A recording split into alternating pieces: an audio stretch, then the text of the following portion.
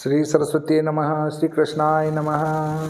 देखिए, आज हम चर्चा करेंगे लग्न सारणी समुच्चय।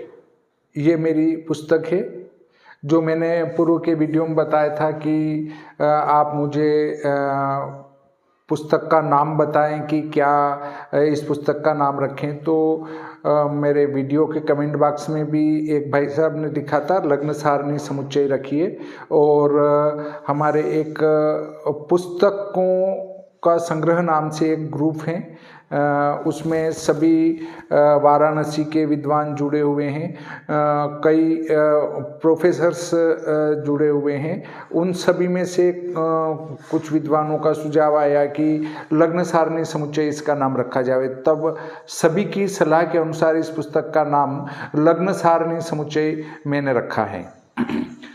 इसकी विषयानुक्रमणिका मैंने बताई थी, लगभग वही है, परंतु कुछ विषय और मैंने इसमें ऐड कर दिए हैं। वाराणसी से एक सुझाव प्राप्त हुआ था अमित जी मिश्र साहब का, जो कि अभी पीएचडी में अध्ययनरत हैं। उनने कहा था कि सभी देशों के स्टैंडर्ड टाइम का जो निर्धारण होता है उस स्थल के रेखांश भी लिख दिए जावें तो अच्छा रहेगा। और टाइम जोन जिसको कहते हैं, अंग्रेजी में टाइम जोन कहते हैं। दूसरा एक सुझाव और था कि कब कब उनका टाइम जोन बदला है। तो ये विषय मैंने इसलिए नहीं दिया क्योंकि पुस्तक बहुत वृद्ध हो रही थी और मूल्य अधिक होगा तो बिकेगी नहीं। इस दृष्टि में रखते हुए इसको बाहर कर दिया, क्योंकि ज़्यादातर जो हमारे पाठक होंगे वो भारतीय होंगे और भारत का ही काम करेंगे, साथ ही नेपाल के भी होंगे और नेपाल के का ही काम करेंगे। तो मैंने नेपाल और भारत के लिए बता दिया है, पाकिस्तान के लिए बता दिया है। तो श्रीलंका का टाइम जोन तो हमारा भारत का टाइम जोन ही बनता है, मतलब वहाँ भी 82-30 से ही स्टैंडर्ड अंतर का निर्धारण करते हैं। इससे श्रीलंका में चक्कर नहीं पड़ेगा, पाकिस्तान आधा घंटा पीछे है, नेपाल हमसे आगे हैं 15 मिनट। तो उसका संस्कार मैंने बता दिया है ताकि आप उसको बड़ी आसानी से कर सकेंगे। बाकी देशों के लिए वही विधान भी लिख दिया है मैंने। तो पूरे विश्व में लग्न प्रवेश कब होगा 67 डिग्री तक, वो इसमें मैंने लिख दिया है। तो आप इसका अनुसरण कर सकेंगे। अब मैं आपको ये बताता हूँ कि पहले अध्याय में क्या है। हमारा जो प्रथम अध्याय है ये हमारी जो है काफ़ी बन चुकी है लग्न सारणी समुच्चय। इसका पहला अध्याय है कि लग्न प्रवेश कैसे देखें, लग्न प्रवेश इसके प्रकार। तो हम पहले यहाँ पर तारीख देखेंगे, तारीख और महीना। हमारा अभिष्ट तारीख महीना हमने यहाँ ये तारीख आएगी और ये लग्न प्रवेश का समय आएगा मेष से मीन तक का। यहाँ जो समय दिया है 1 तारीख के सामने घंटा मिनट सेकंड में दिया है, वो उस लग्न का प्रवेश समय बताता है। और अगली राशि का जो लग्न प्रवेश है वो पहली राशि का लग्न समाप्ति काल भी बताता है। मतलब जब लग्न प्रवेश होगा तो उससे पूर्व की राशि का लग्न समाप्ति काल भी वही होगा।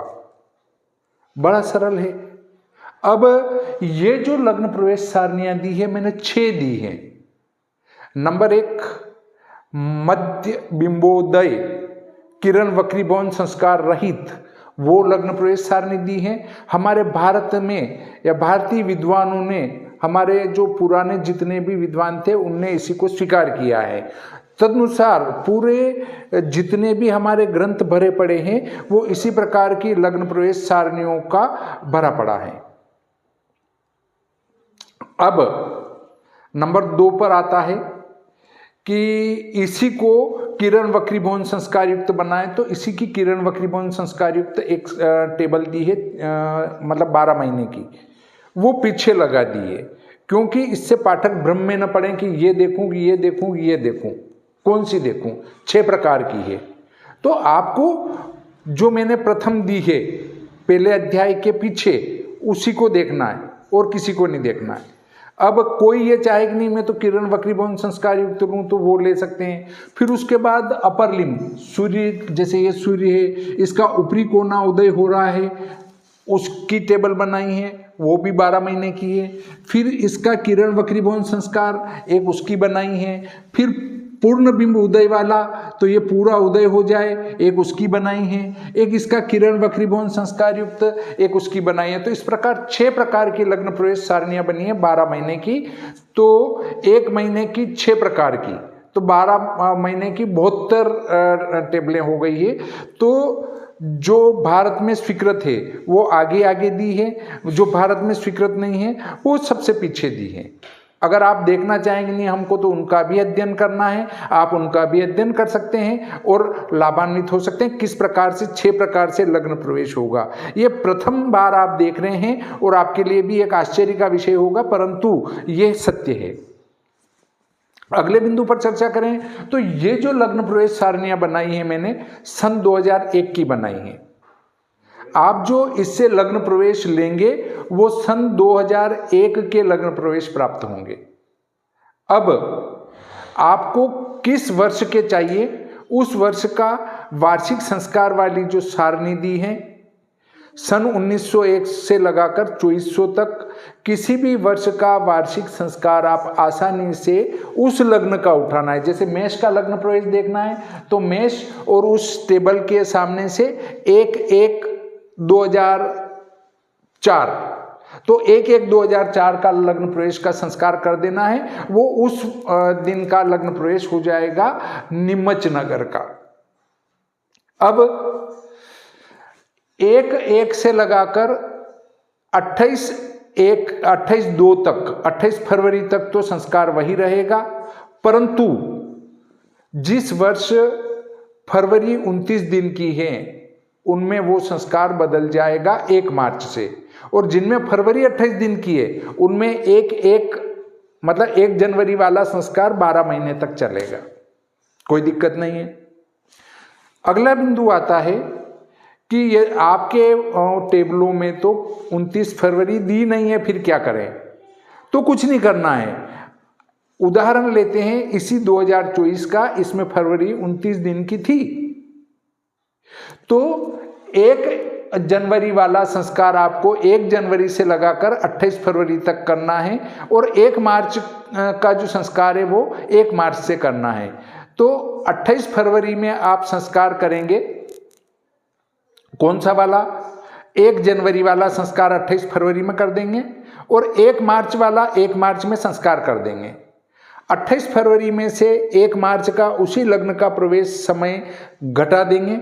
28 फरवरी में से, गलत बोलने में आ गया, 28 फरवरी में से 1 मार्च का लग्न प्रवेश घटा देंगे। अंतर आएगा 7 मिनट से अधिक, उसका आधा कर देंगे, उसको 28 फरवरी में से घटा देंगे तो आपके यहाँ का वो नीमच का लग्न प्रवेश प्राप्त हो जाएगा 29 फरवरी का। 29 फरवरी का इस प्रकार से लग्न प्रवेश हो जाएगा, 28 फरवरी के मान में से घटा देंगे तो ये झंझट केवल 4 साल में एक बार ही रहेगा, बाकी नहीं रहेगा। ठीक है, अगले बिंदु पर चर्चा करें तो ये जो लग्न प्रवेश प्राप्त होंगे ये नीमच नगर के प्राप्त होंगे। इनमें आप अगला संस्कार जो करेंगे वो अगले वीडियो में आपको बताऊंगा, आप उस अगले वीडियो का इंतजार कीजिए। इस प्रकार आज का ये प्रकरण यहीं समाप्त होता है। श्री सरस्वती नमः, श्री कृष्णाय नमः।